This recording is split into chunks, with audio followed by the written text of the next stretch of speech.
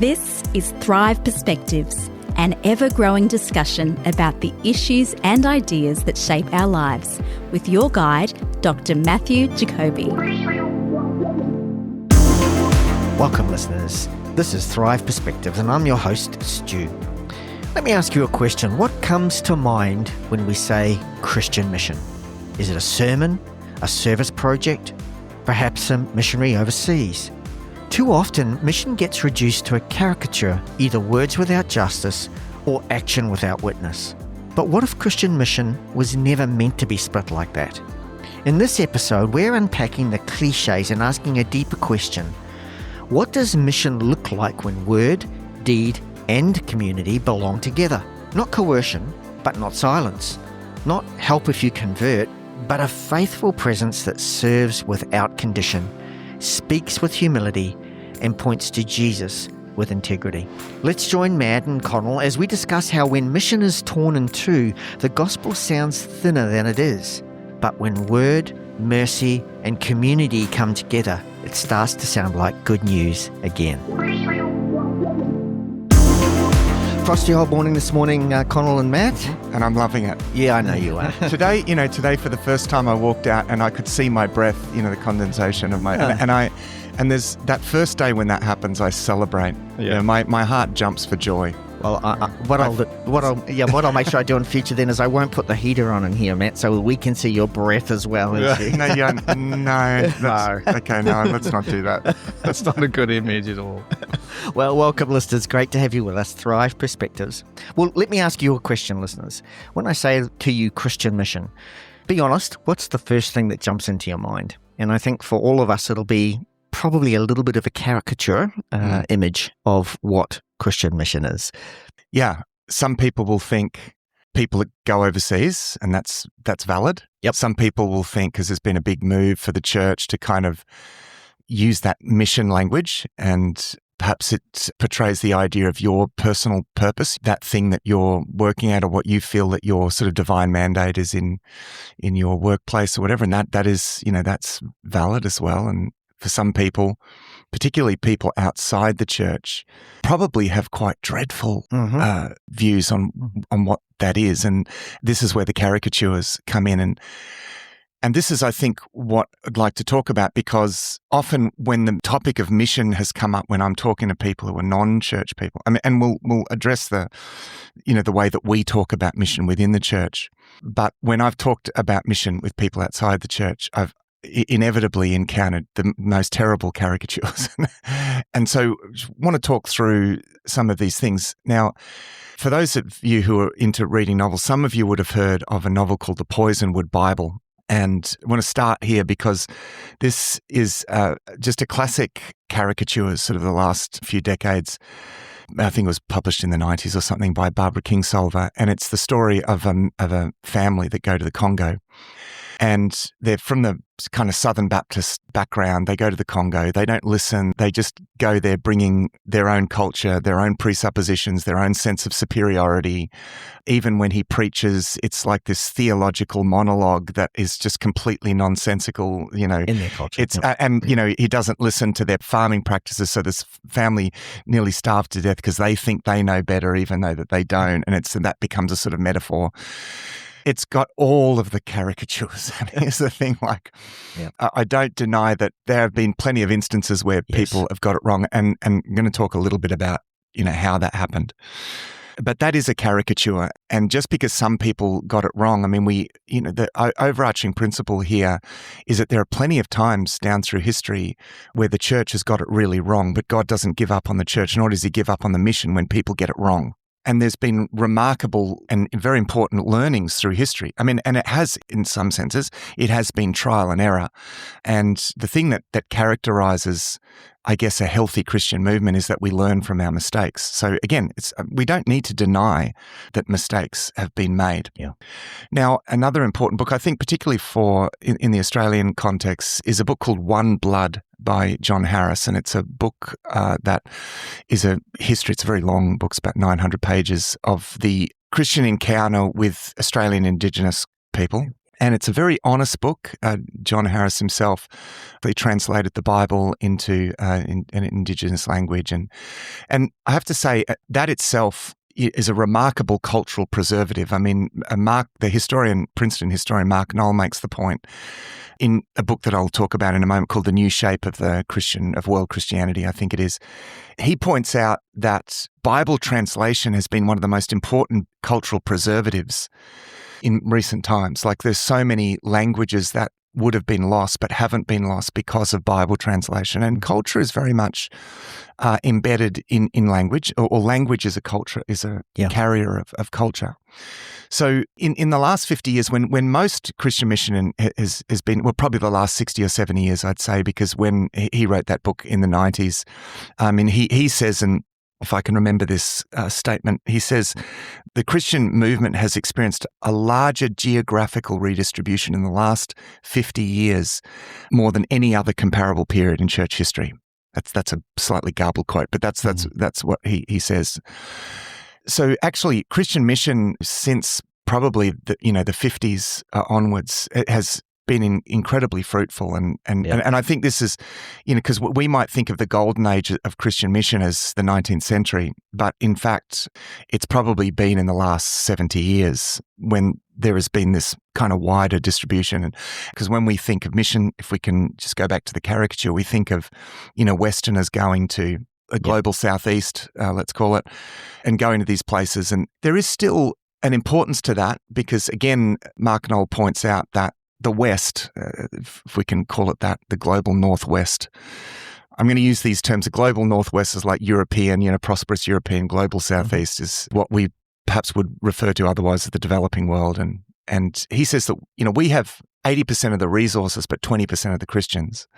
The global Southeast has 80% of the Christians and 20% of the resources, right? So there's still need for the imperative to go to these places and to offer what we can. But the interesting thing is the change is that it's not just people from the West going. I mean, probably per capita, South Korea is probably one of the biggest sending countries. And China, and China as well. And so there's people going from everywhere to everywhere. And that actually, following God's call and going out from where we are is still, that's still, I think, a valid thing. We'll talk about, I guess, the different aspects of mission as well. So yes, we're on the back of a period of incredibly important mission expansion, but there are still lots of unreached people groups as well. So the imperative remains, actually. The imperative remains for us to, take the challenge still to take the gospel out to unreached people groups. So that what we might refer as the classic mission call to mission is still stands. At no point do we want to underplay that. What I do want to address a little bit today is an unfortunate bifurcation, probably in people's minds. Certainly in the mission world, this is not the case, but in people's minds, they tend to separate mission as world evangelism from perhaps transformational development, poverty development, and we tend to separate those things. Now, yes, there are Christian people and organizations that will go out and the leading edge of what they do will be, say, church planting. In another case, the leading edge will be development, some form of transformational development. But I think it's very important that we actually don't separate those things. You certainly can have a leading edge. But it's around the purpose, isn't it, to some degree? So anyone in the church, we all have different gifts. So my leading edge in terms of what I do within the church, serving in ministry, is slightly different to someone else's, but we're still about the common goal. Yeah. It's just that I focus on this because that's my area of strength and someone else focuses on that because that's their area of strength.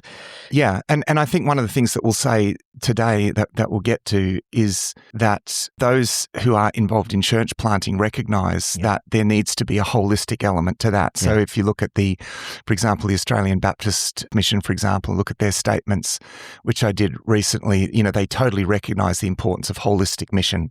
You can't just ignore people's needs. That has to be part, we're called to bring transformation at every level of need. But of course, spiritual need is central. And then if you go to Christian transformational development, the best of Christian transformational development theory, and this includes, organizations like World Vision, recognize that at the center of transformational development is spiritual change. Yes. Right. So even though, yes, there might be a leading edge. You can't really separate those things out. And of course, James, just to bring a scripture reference into here, James 2:14-17, what good is it, my brothers and sisters, if someone claims to have faith but has no deeds? Can such faith save them? Suppose a brother or a sister is without clothes and daily food. If one of you says to them, go in peace, keep warm and well fed, but does nothing about their physical needs, what good is it? In the same way, faith by itself, if it is not accompanied by action, is dead. Yeah. So let's come back to the caricature. Let's speak a bit to the caricature, because I think this is important. And this has been particularly heightened in the wake of post-colonial theory. And post-colonial theory is, I guess, this recognition that, think 1700s, 1800s, in particularly in the 1800s, the spread of Western culture and British colonialism, and how they were kind of exporting a culture as well, and did so with a sense of superiority. And this sense of superiority, it's particularly rooted in the Enlightenment. I mean, it's a kind of irony of history that the Enlightenment, carries this idea that we've left behind the dark ages of religious superstition. Enlightenment thinkers, have talked about this before, and we're focusing on, scientific advancement and humanistic development. But all of that as has been abundantly pointed out, all of that was kind of built and enabled by the Christian worldview, really. But in any case, in the 19th century particularly, you have massive colonial expansion, particularly, British colonial expansion. Yeah. And they were exporting this, sense of superiority. And, we don't want to say, our values are better, our culture's better. That's right. But they're we can admit that. But it was powered more by the Enlightenment, the idea that we're better than everyone else because we have this kind of scientific mastery of and this whole way of thinking. And actually, it was then powered by what becomes social Darwinism. So in the wake of Darwin's theory of evolution, there was this sense that some people are inherently kind of more evolved than other people. Yeah, and that was progress. That was the culmination of this Enlightenment way of thinking, resting on science. And so it graded people in terms of kind of levels of evolution. And I think that was at its worst. And so back to John Harris. He makes the point, John Harris is the writer of One Blood, and he says one of the biggest problems in the British encounter with Indigenous people was this sense of superiority and this social Darwinism. It was deeply infected. Now, of course, initially it wasn't about social Darwinism, but certainly the problem persisted way into the 20th century, partly due to this kind of view that these people are inherently somewhat down the evolutionary scale. So it's terrible sort of ideas like that. And also the fact that there were these colonial forces at work and they were doing terrible, terrible things. So John Harris is very honest about this. So, Indigenous people, he says, essentially they equated Christianity with that. And you could totally understand. Yeah. You know what I mean? Like it kind of comes hand in hand. So he's very honest about all of the issues that came with that. And it was quite an abject failure actually at first. There was really no uptake. The missionaries had very little success because, again, it's like, why would we want to be like you? I mean, you're destroying our communities and raping and killing. And so there was no wonder that there was no uptake. But actually, one of the things that he points out is that even though that was all tied together, it was actually key Christian missionary voices that were countering the social Darwinism, that were saying no to that, and basically affirming the fundamental equality and the dignity of Indigenous people. So very, very important voices that worked really hard to change that narrative. So yes, there were problems there. And this is a good example, but often it was actually Christian missionaries that were, in a sense, offering protection from these inevitable colonial forces that were coming in, and the Christian missionaries, in some sense, were shielding Indigenous peoples from the full impact of that, and in a sense, were the protectors of Indigenous peoples. Now, is there a distinction there though between, like, there was the Christian Empire? So it was like a cultural Christianity, but they weren't really the Christians. It was just Christian nation. So Christianity was branded with that as a national so movement. It's what we would call Christendom. Yes. Yeah, rather than, Christianity, Christendom. And the problem is it was all too entwined with the Enlightenment. So being a Christian meant being British. Yes. Yeah. With all of the cultural overlay, right? Yeah. And they couldn't really separate those things. And that is what, John Harris says, that was really the key problem, is that they didn't separate those things. But even in amongst all of that, there would have been then people who were genuine Christian. Yes. There were definitely genuine, They would have emerged from within all of that chaos. And I guess this is where... But here's the thing, but even those that were very genuine, their task was made very difficult because they were just equated with Christendom, and with all of the terrible things that were happening. And I actually, to be honest, I found it quite a disturbing, if not traumatic read. I mean, it stuck with me. I mean, I read that a number of years ago, and it really made my heart bleed. I mean, I was somewhat aware of the atrocities, but he's very, very bluntly honest about this. But the thing is, he recognizes that complexity, but still also recognizes how certain missionaries championed the cause of Indigenous people, and actually things were able to progress beyond that. I think it's actually worth mentioning that there's a greater percentage of Indigenous Christians. Percentage of Christians within the Aboriginal community. Than there are in the sort of European background community, although we're not really, we're much more multicultural now than just European. That's an interesting sort of figure as well. So yes, part of the problem there was the entwining of the Enlightenment. And it's the sense of superiority that came with that and social Darwinism that causes the big problems. And this is really what post-colonial theory is about.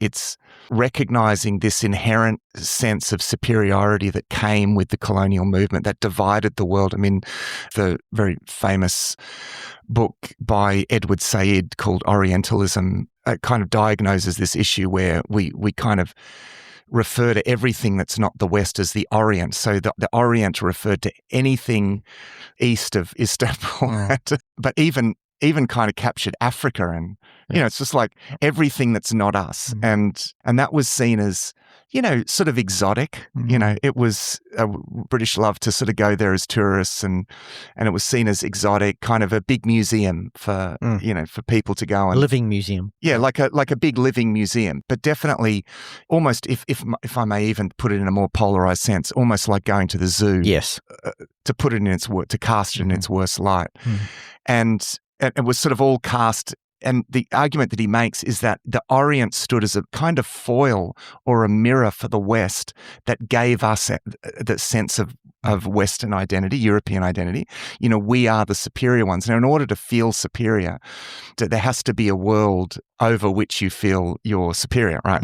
And so the Orient, broadly speaking, offered that foil for Western sense of superiority.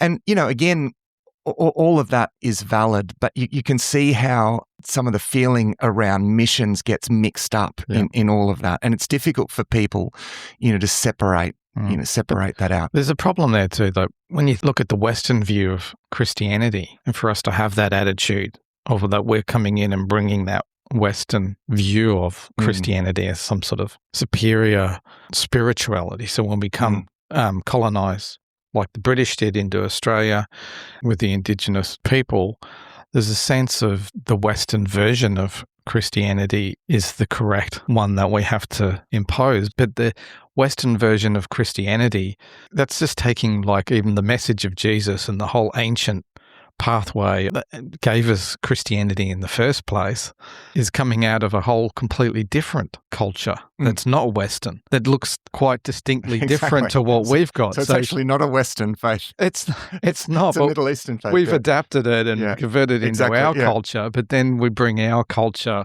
with it. And I mean, here's the important thing, and this is a point that Mark Knoll makes, that the Christian faith is remarkably adaptable when you strip it of its cultural clothing. And he identifies Bible translation as one of the key things that has enabled the gospel to adapt into different cultures. Like remarkable, he said it just crosses cultural boundaries. Not only does it cross cultural boundaries, It doesn't replace culture. It actually doesn't even wholesale replace religious beliefs even. Actually, this is another important point, that it actually fulfills the religious aspirations of these cultures. You know, some people might be aware of that book, Eternity in Their Hearts, which points out that wherever missionaries went, they found a basis on which to present the gospel, not as the replacement of those faiths, but as the as the fulfillment. It reminds me of a conversation. I can't remember where I heard it, but it was Australian journalist, Indigenous journalist Stan Grant. I hadn't realised it until I heard this conversation, but, you know, a really strong Christian and his ability to articulate the gospel. Yeah. And I think he's got theology degrees and everything. So he was just listening to him was really interesting. But one of the things that really sort of impressed me was talking about coming from the Indigenous spirituality aspect and the compatibility between that and Christianity. Yeah. And before I'd heard that, I would have thought that Indigenous spirituality was completely opposed. I mean, I don't know anything about it, but just from my own caricatures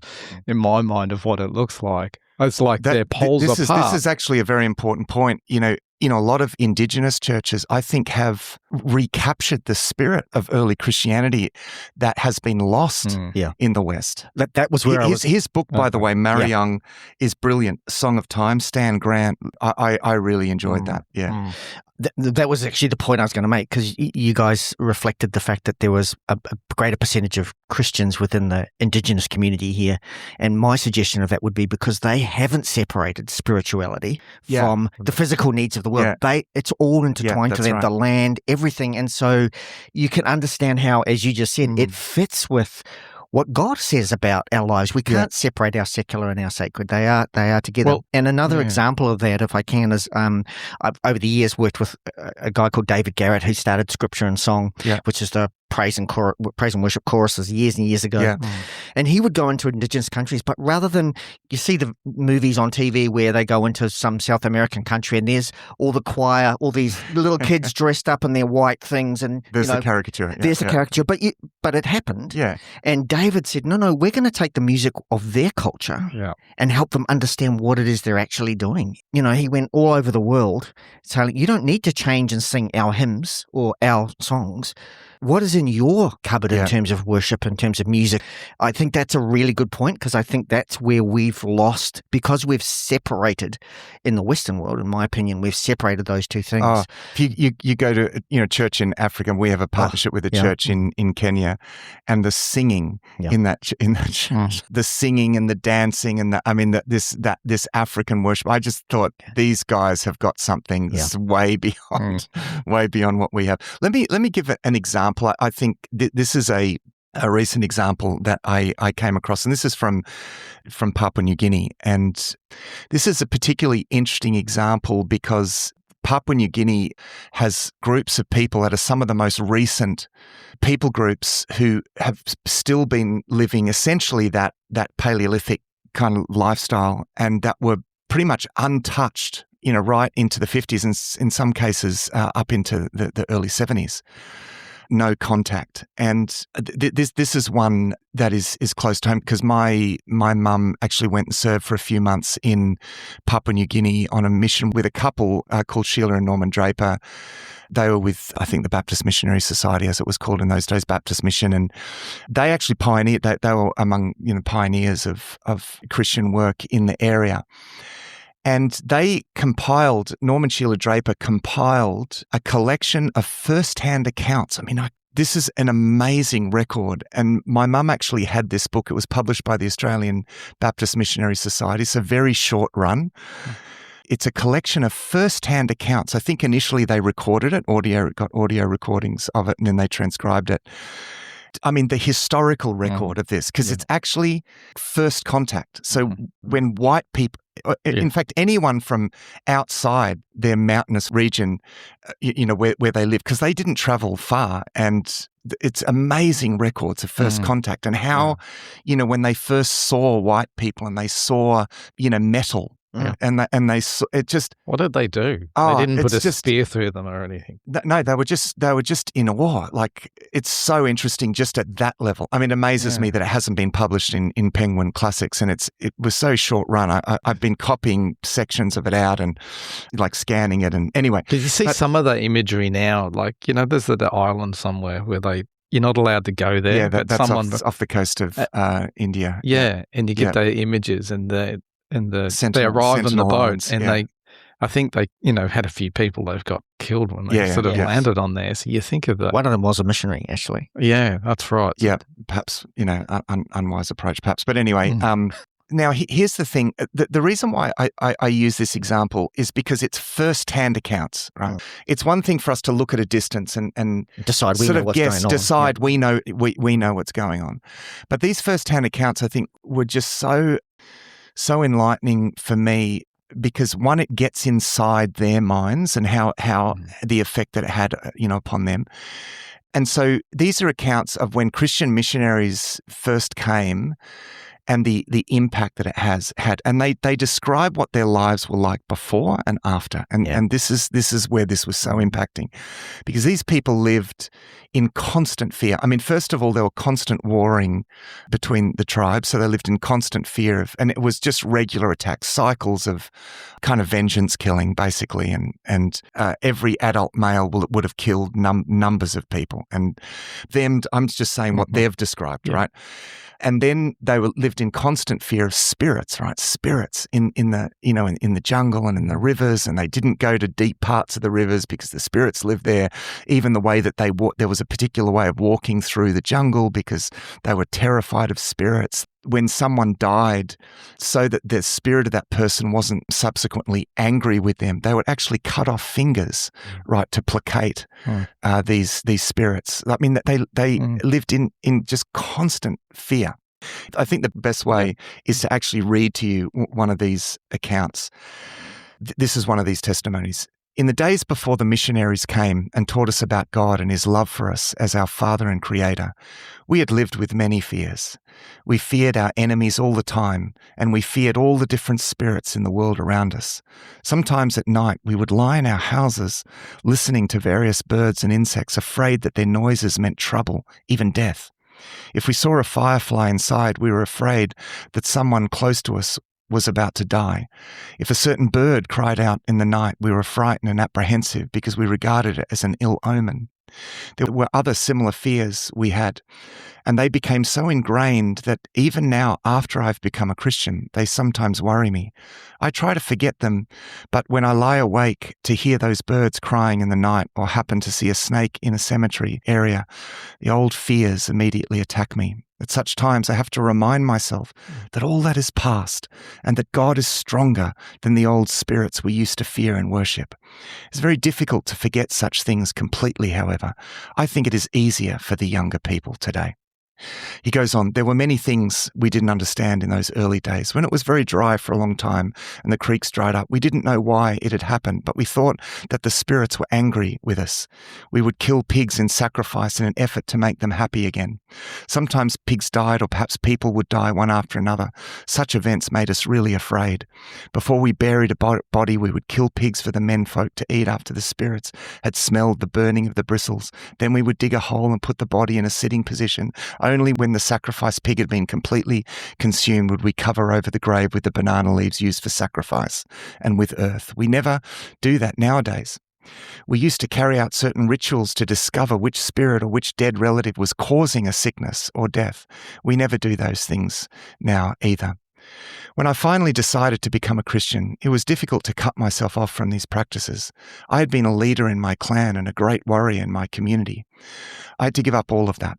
Before I could be baptized, I knew I had to confess to God and to the people the wrong things I had done in the past. That was very hard because as a leader of my people, it had been necessary for me to do many things that I now see were not pleasing to God. But I did these things to protect my people. I also killed others' pigs and stole their possessions. We haven't confessed in public to killing people because that would only bring revenge. But God knows about that. It's all right to confess to theft, adultery, or the killing of pigs, but murder is a different problem. The fact that I've been a killer in the past still worries me. It is strange that to be an important man and a good leader of my people, I had to be a good killer. Yet when I learned about God, I discovered that he commanded us not to do this. But I believe God has forgiven me because I didn't know any better in those days long ago. The constant fighting is one element that has died out, and I'm very happy to see it gone. Fighting is not a good thing, even though it took up so much of our lives and effort. It caused constant fleeing from our homes, as I've tried to illustrate from my own story. Constant loss of homes through burning, loss of pigs through theft or killing, and acute shortages of food because gardens that had taken months of hard work to create and bring into production could be wiped out in a few hours. After the missionaries came to teach us about peace and love, fighting virtually ceased, and I'm very happy about that. I'm happy that the worship of the spirits has gone too. It is wonderful to live without constant fear. And that's just one of them. I mean, there are dozens of these in this book, these long testimonies. And because the gospel reached into the depths of their heart, and some people might say, oh, you shouldn't make them feel bad about the things that they've done. But it was only through that way, through digging up the real roots of what went wrong and why it was wrong, and them really owning that it could actually change. Yeah. And here's the thing, and it really did change. And it took enormous dedication on the part of missionaries. I went to a Wycliffe Bible translators conference once where they gathered translators from various areas. And one area, was from PNG, and they interviewed a couple who had worked for 40 years on a Bible translation into a language that was only spoken by about 500 people. But when the translation was made, that was just a remarkable revival of faith amongst that tribe. And again, the effect of it was just so positive. Yeah. And here we have first-hand accounts of why that sort of thing was so positive and so impactful. But the dedication of people, one of the questions that was in the minds of these people is like, why would you come all the way out here to us? And for them, it was this incredible sense of their value to God. They lived in constant fear of spirits, and their sense of self-value was so low. But to meet these people that had come from a distant country they've never even heard of, representing a God who loves them, it was just so impacting to them. Yeah, when you think about it, it's just amazing that transformation, just in terms of belief, was even possible. You've got people coming from a completely different culture with a completely different religion, if you like, religious ideas, completely contrary to how they're used to living. Yeah. How did we ever get them to let go of that? Their spirituality is so deeply ingrained to actually transform their own belief systems and worldview. That's just massive, even in itself. The thing was, it was so immediate because it's real, right? And God really worked in their hearts, and they describe in these testaments, they describe this epiphany of the beyond these spirits, the Almighty Creator God who created all of this really loves us. And hearing these testimonies, they actually, I think, got it better than I think even we sometimes get it. Yeah. That's what it sounds like. It's almost like these testimonies. I just thought, they get it way better than we often do. They're not just sort of changing beliefs. It's like, it doesn't sound like it was just the missionaries were convincing. They were already in their hearts well prepared to receive the message. Like, it was, the light went on. Obviously, God was at work in preparing them. And even though their spirituality looked so far away from our version of spirituality, yet they were so sort of ready. Yeah, so compare that, for example, to other people that go into that area and tell them, there's no such thing as spirits, no such thing as a spiritual world. There's just all of this, all of this just evolves. And what are they doing? They're just telling the big, the naturalistic story that these people, it's like, no, but that's just wrong. There are. Yeah. I hear what you're trying to say there, but I don't think the spiritual side of things is so contrary. I think the spiritual side of things is the reality. It's just they didn't know how to interpret it. Yeah.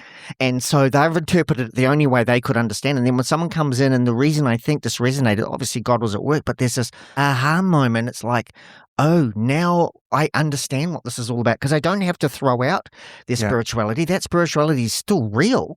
It's just now it's in the context of who has ultimate authority. But you're used to living as if the spirit world it's above you and you're subservient to it, and it's bad and it's always bad. There's nothing good in the spirit world. It's to be feared and run away from it. And it's like, in a sense, that actually is, and this is your point, Stu. That actually is a reality. If God is not your God, then you are subject. And Paul says as much. When in Ephesians chapter 2, when you are subject to the spirit of this age, the spirit at work in the world. I mean, that I think is why for them.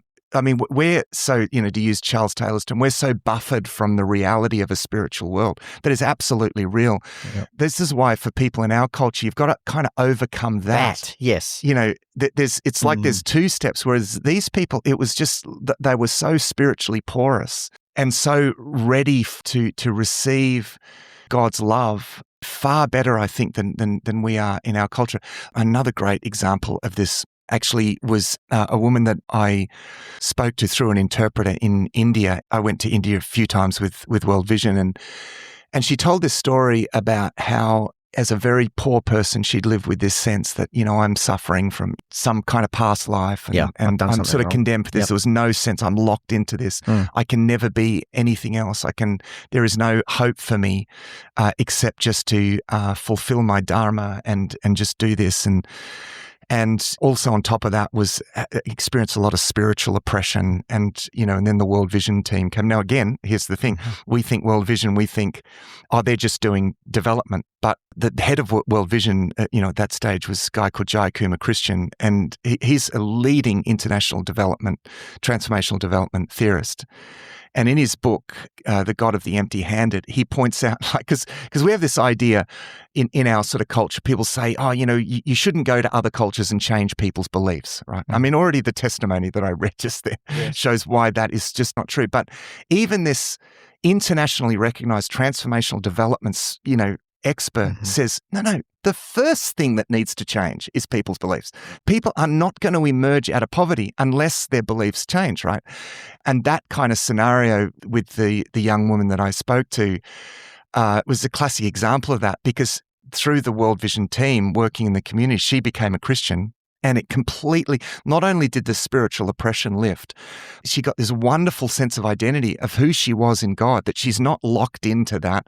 And she actually was one of the key volunteers. She was one of the key leaders in a sewing center that World Vision, had set up. And, she's helping other people. And, this person that was just living, as a kind of victim of karma at the very bottom of society, was just so full of joy and also had a real sense of purpose and helping other people, lift other people out of poverty and so forth. So there's another example, I think, of why this is so important, which actually brings us to the topic that I wanted to get to, which is, we talked at the start about, separating evangelism from development. And why the two actually belong together. And one of the most important books, I think, in Christian development is a book called Bryant Myers called Walking with the Poor. And I highly recommend it for anyone that is interested in transformational development, or even what it even means to help people. Just this book was just so brilliant. I mean, it's quite a big book, and it's more of a scholarly book, but brilliant. And he makes the point that transformational development is beset by this almost a caste issue, like an issue of rich and poor, like haves and have-nots. Haves and have-nots, in and whatever it might helps be. The helper, that the helpee. Yeah, the client. It kind of compounds that, and it can't but do that. But he points out, but the gospel actually provides the key to overcoming that, because if all that you acknowledge is material poverty or even psychological poverty, then yes, there is a rich and a poor, right? And, we're the rich and they're the poor. However, if you consider spiritual poverty, which is where all forms of poverty ultimately come from, is from our spiritual corruption, spiritual poverty. And again, I guess a secular worldview doesn't want to really acknowledge that. By acknowledging that, he says, it puts everyone on the same footing. not only do you recognize the core issue for all people, but it actually puts the helper and the helped on exactly the same level, because we all share the problem of that spiritual poverty, and we are all emerging out of that. And the title of the book, Walking with the Poor, is important because he's saying what we are doing is that we're inviting all people into a process of transformation that we are undergoing as well, right? So it gets rid of this distinction between, the rich and the poor. Yeah. So, and the gospel is the key actually to the emergence from that, and actually gets to the root, of the problem.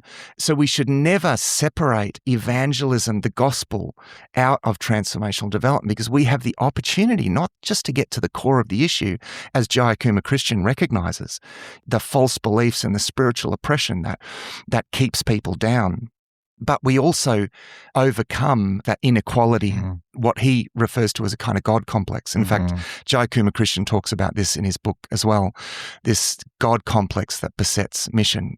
Again, to use Paul's words, we should not be ashamed of the gospel of Jesus Christ, because it's the power of God for the transformation of all who believes. And we've got to hold on to that and recognize that. And at the same time, on the other side, it's well recognized you have to address all of the needs of people. I mean, you can't do everything, but there has to be a context within which a gospel of transformation can make sense. But transformation also, if you just take evangelism in isolation, then it just becomes bringing the message that I have and that you don't have, just in isolation. Yeah. But from transformation, with the two together, it's how it's transformed me. I've been transformed. And so you're sharing, that's right. You're sharing that out of that. And then it even has implications, I think, in terms of how we relate to people in our own culture and our own sphere of influence, is that we often do think it's just a matter of imparting the information.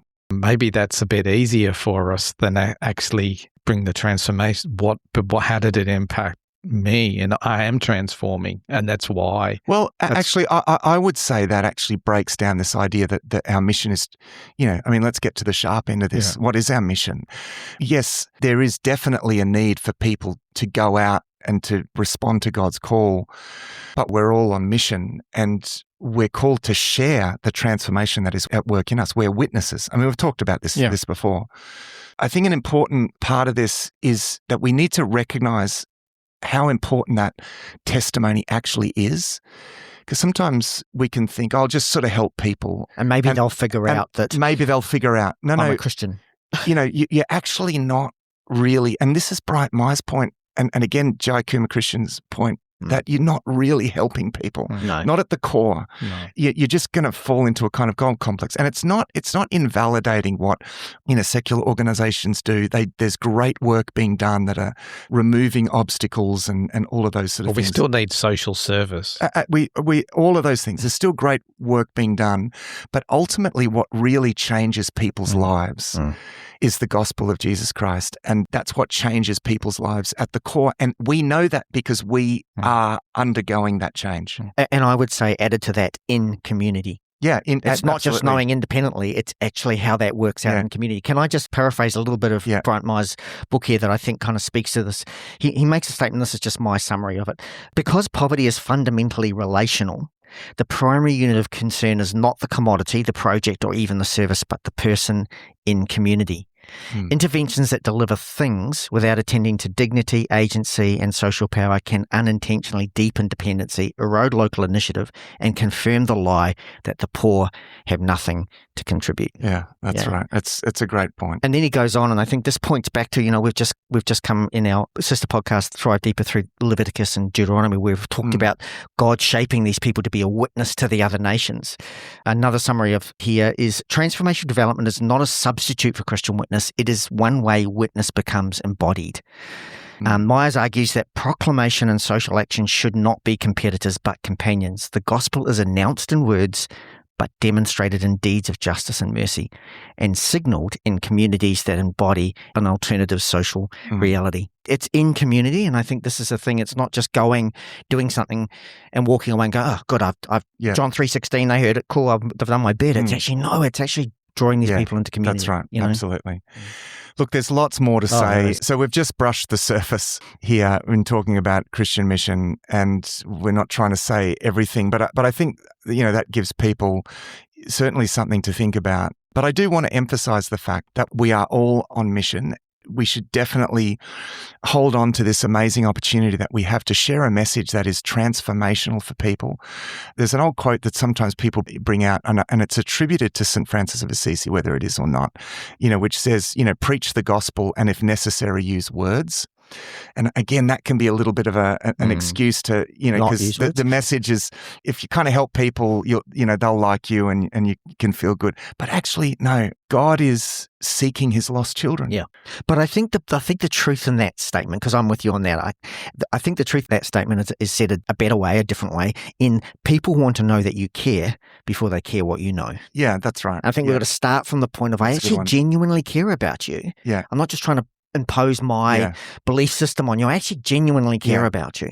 But hey, I know what you really need. Like Jesus with the woman at the well. Yeah. She's there for water. And I feel like in my conversations, I do feel like people sort of get that, right? Yep. It's the just opening up the shutters and letting out the light and sharing faith, because again, that distinguishes us in a sense, and there's a danger of rejection there, and people accept you if you care for them and all of that. That's great. People love that, but there's also a sense of imperative around being bold actually about the message that we have and confident in the transforming power.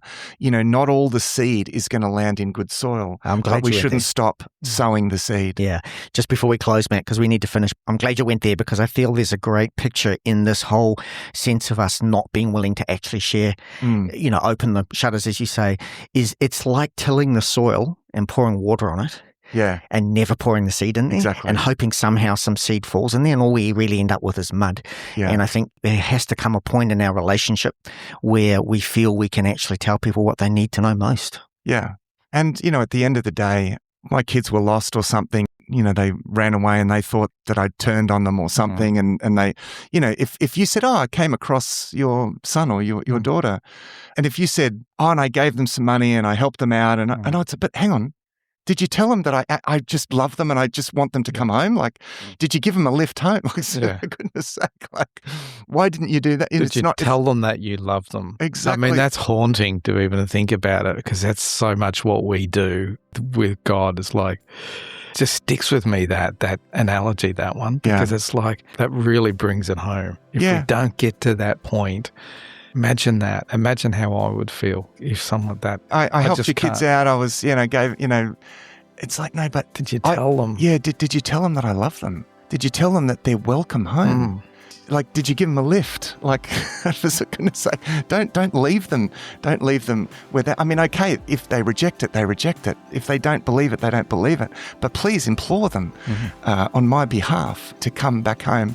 And this gets to the sort of bedrock of what the Christian message is all about. And I think it's very important that we don't lose sight of that, and why the gospel is always central. Thanks for joining us for this episode of Thrive Perspectives. Our hope is that these discussions will challenge you to look at life from a new perspective. You'll find all our resources at the Thrive Today website, thrivetoday.tv. If there's a topic that you'd like us to discuss, please email us. Our email is contact@thrivetoday.tv.